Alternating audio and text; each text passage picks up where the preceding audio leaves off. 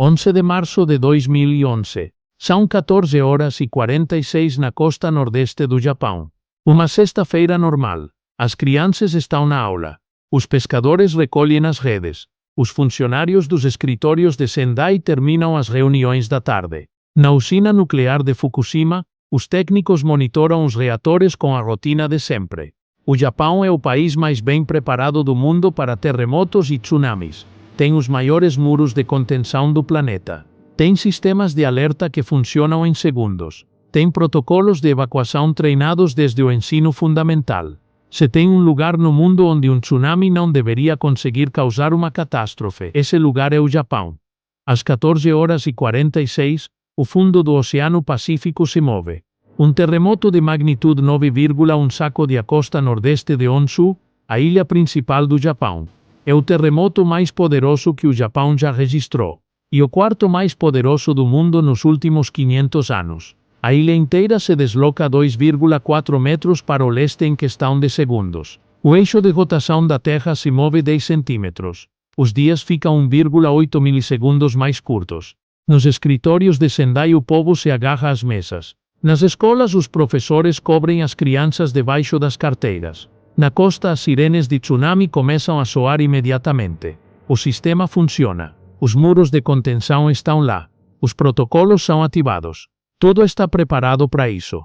30 minutos depois o tsunami chega à costa. E o Japão descobre que nada do que tinha construído era suficiente. Mais de 20.000 pessoas mortas ou desaparecidas. 122.000 prédios completamente destruídos. E uma usina nuclear que se tornou o segundo pior acidente atômico da história depois de Chernobyl. Mas o que faz o tsunami do Japão de 2011 diferente de qualquer outro desastre não é a magnitude da destruição. É que o Japão tinha tudo para sobreviver. E mesmo assim não conseguiu. Essa é a história de por que o país mais preparado do mundo não conseguiu deter o que vinha do oceano. Para entender o que aconteceu, é preciso entender a relação que o Japão tem com os tsunamis. A própria palavra tsunami é japonesa. Significa onda de porto. Os japoneses a criaram porque faz séculos convivem com eles. O Japão fica no chamado Cinturão de Fogo do Pacífico, a zona mais sísmica do planeta, onde 4 placas tectônicas se encontram e se atritam constantemente. O país sofre cerca de 1.500 terremotos por ano. A maioria é pequena, mas os grandes chegam com regularidade, e toda vez que chegam geram tsunamis. Depois do devastador tsunami de 1960 que veio do Chile e matou 142 pessoas no Japão, o país decidiu que nunca mais seria pego de surpresa. Construiu uma rede de sistemas de alerta precoce que cobre toda a costa. Ergueu muros de concreto gigantes na frente das cidades costeiras. Alguns tinham 10 metros de altura. Pareciam indestrutíveis. Os japoneses os chamavam de Sea Wall, muros do mar. Uma geração inteira cresceu acreditando que esses muros os protegiam, que o pior não podia mais acontecer, que o Japão tinha aprendido a lição. No dia 11 de março de 2011 descobriram que não. O que muito pouca gente fora do Japão sabe é que o país tinha recebido um aviso direto apenas um ano antes. Em fevereiro de 2010, o terremoto do Chile gerou um tsunami que cruzou o Pacífico e chegou às costas japonesas. As ondas foram pequenas, apenas 1 metro, mas o sistema de alerta funcionou e o povo evacuou. Muitos japoneses da costa se lembraram disso como um simulacro real, um lembrete de que os tsunamis cruzavam oceanos. Um ano depois, o tsunami não vinha do Chile, vinha debaixo dos próprios pés deles, e dessa vez as ondas não tinham 1 metro de altura. Às 14 horas e 46 minutos do dia 11 de março, a placa do Pacífico deslizou bruscamente por baixo da placa norte-americana em frente à costa de Tohoku. A ruptura se estendeu ao longo de 400 quilômetros de falha submarina. Nas cidades costeiras, o tremor durou entre 3 e 5 minutos, uma eternidade. As pessoas que viveram descrevem o chão se movendo como água. Em Tóquio, a 370 quilômetros do epicentro, os arranha-céus balançavam como árvores no vento. Os trens de alta velocidade Shinkansen que viajavam a 300 km por hora frearam de emergência automaticamente. Não houve um único descarrilamento. 2 minutos depois do terremoto, a Agência Meteorológica do Japão emitiu um alerta de tsunami. 3 minutos. Esse é o tempo recorde que o sistema levou para ser ativado. As sirenes soaram em toda a costa. Os alto-falantes dos vilarejos costeiros ordenaram a evacuação imediata. As mensagens de texto chegaram aos celulares de toda a região. O sistema funcionou exatamente como foi projetado para funcionar. O povo começou a evacuar em direção a terreno elevado. Os carros encheram as estradas que subiam para os morros. Muitos achavam que tinham tempo. O tsunami de 2004 demorou horas para chegar do epicentro. Esse demorou 30 minutos. 30 minutos para percorrer a distância entre o epicentro e a costa. Não era tempo suficiente. Às 15 horas e 27 minutos, 41 minutos depois do terremoto, as primeiras ondas chegaram à costa de Miyagi. E a primeira coisa que fizeram foi provar que os muros de contenção que o Japão tinha construído durante décadas não eram suficientes. As ondas atingiram até 40 metros de altura em algumas zonas da prefeitura de Iwate. 40 metros, o equivalente a um prédio de 13 andares. Os muros de 10 metros que protegiam as cidades costeiras ficaram submersos em segundos. A água os ultrapassou como se não existissem. Na cidade de Rikuzen Takata, o tsunami tinha 3 andares de altura quando entrou pelas ruas. Em Ishinomaki, as ondas viajaram 10 quilômetros para dentro do continente arrastando casas, carros, barcos, tudo o que encontravam pela frente. Em Minami-Sanriku, 43 pessoas que estavam no prédio de emergências da cidade morreram quando as ondas superaram o prédio de 4 andares onde tinham se abrigado.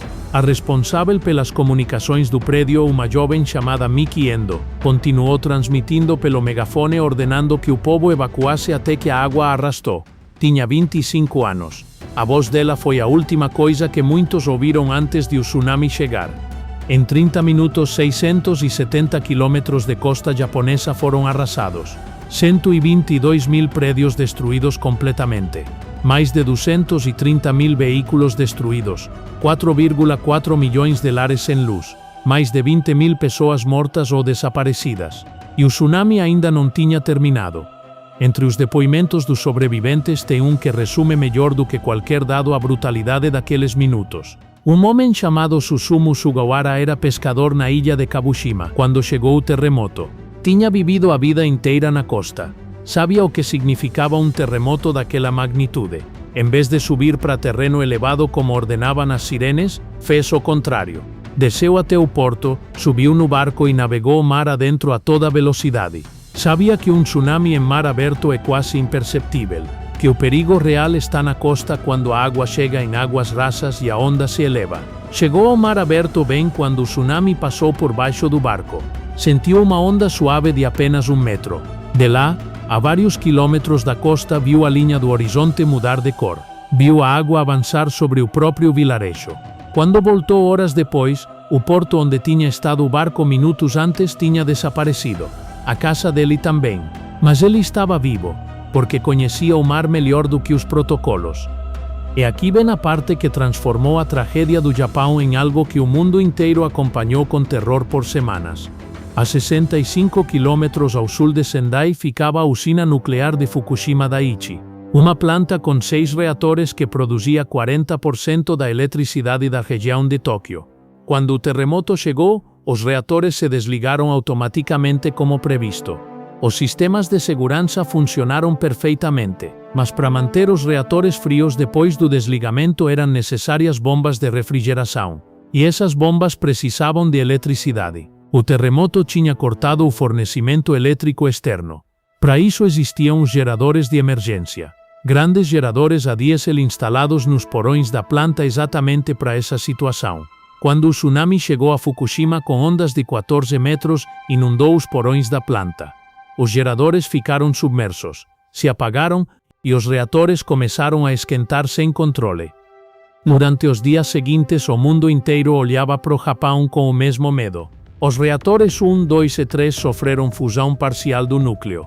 Os edifícios de contenção explodiram um a um em explosões de hidrogênio transmitidas ao vivo pela televisão. O governo japonês evacuou 154 mil pessoas num raio de 20 quilômetros ao redor da planta. O acidente foi classificado como nível 7 na escala internacional de acidentes nucleares, o nível mais alto possível, o mesmo nível que Chernobyl em 1986. Pela primeira vez em 25 anos, o mundo tinha que falar de outro Chernobyl. E aqui está a parte que transforma essa história em algo mais do que um desastre natural. Porque o Japão tinha feito tudo o que se supõe que é preciso fazer. Tinha construído os muros, tinha instalado as alarmes, tinha treinado a população, tinha projetado os protocolos, e mesmo assim aconteceu. Os engenheiros que projetaram os muros de contenção os tinham calculado para resistir ao maior tsunami já registrado historicamente naquela zona. Um tsunami de 1896 que tinha gerado ondas de uns 10 metros. Os muros tinham 10 metros. Parecia suficiente. O que ninguém calculou era que um terremoto de magnitude 9,1 podia gerar ondas significativamente maiores do que qualquer coisa registrada antes.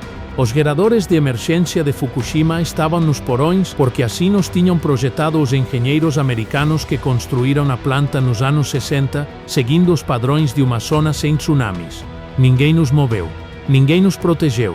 Ninguém considerou que a água poderia chegar até lá. Um relatório posterior do governo japonês concluiu que o acidente de Fukushima foi um desastre provocado pelo ser humano tanto quanto pela natureza. As decisões tomadas décadas antes tinham transformado um tsunami numa catástrofe nuclear. O custo total do terremoto, do tsunami e do acidente nuclear foi estimado em mais de 300 bilhões de dólares. A maior perda econômica causada por um desastre natural na história da humanidade.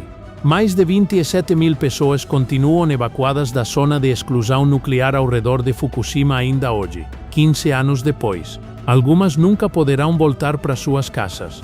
Os vilarejos costeiros que foram arrasados demoraram anos para se reconstruir. Alguns nunca se reconstruíram. Na cidade de Nami, perto de Fukushima, as ruas fazem anos estão vazias. As casas continuam de pé, mas ninguém mora nelas. Os relógios de algumas parados na hora do tsunami. Como um museu do fim do mundo que ninguém quer entrar. Como uma imagem que resume melhor do que qualquer número o que foi aquele dia.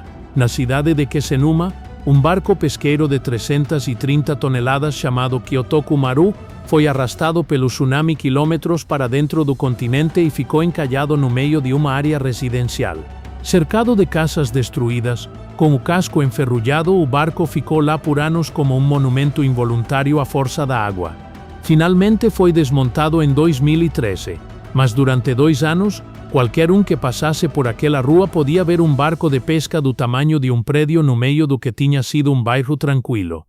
O que talvez seja mais difícil de processar no tsunami de 2011 é o que aconteceu com as crianças. Na escola primária de Okawa, na cidade de Ishinomaki, 74 dos 108 alunos que estavam em aula naquele dia morreram quando o tsunami chegou. Os professores demoraram demais para tomar a decisão de evacuar. Debateram durante quase 50 minutos sobre para onde ir enquanto a água se aproximava. Quando finalmente decidiram se mover em direção a um lugar elevado, o tsunami chegou antes. As famílias das crianças demoraram semanas para encontrar os corpos. Alguns nunca apareceram. O caso da escola de Okawa se tornou o símbolo mais doloroso da tragédia japonesa. Não porque o tsunami fosse imprevisível, mas porque 50 minutos de indecisão custaram a vida de 74 crianças que estavam sentadas nas carteiras esperando que alguém dissesse o que fazer. Hoje, 14 anos depois, o Japão reconstruiu a maior parte do que o tsunami destruiu. Ergueu muros de contenção ainda mais altos. Alguns têm agora 15 metros. Melhorou os sistemas de alerta. Revisou os protocolos de evacuação. Aprendeu com cada erro cometido naquele dia. Mas tem algo que os japoneses que viveram 11 de março sabem melhor do que ninguém. Que se preparar para o pior desastre que você já viu não é suficiente se o próximo for pior do que qualquer que você já viu antes. O tsunami de 2011 superou os muros que o Japão tinha construído baseados no maior tsunami da sua história. O próximo pode superar os muros que o Japão está construindo agora. A natureza não respeita os recordes humanos. E a única defesa real não são os muros. São as decisões tomadas antes de a água chegar. Igual a Armero. Igual ao Krakatoa. Igual ao tsunami de 2004. A natureza sempre avisa. A questão é se estamos ouvindo com humildade suficiente. Obrigado por me acompanhar. Se esse vídeo te fez entender que até o país mais preparado do mundo pode ser surpreendido pela força da natureza, Então o próximo você não pode perder. Me conta nos comentários que desastre, catástrofe ou momento histórico você gostaria de ver reconstruído com inteligência artificial. A gente se vê no próximo.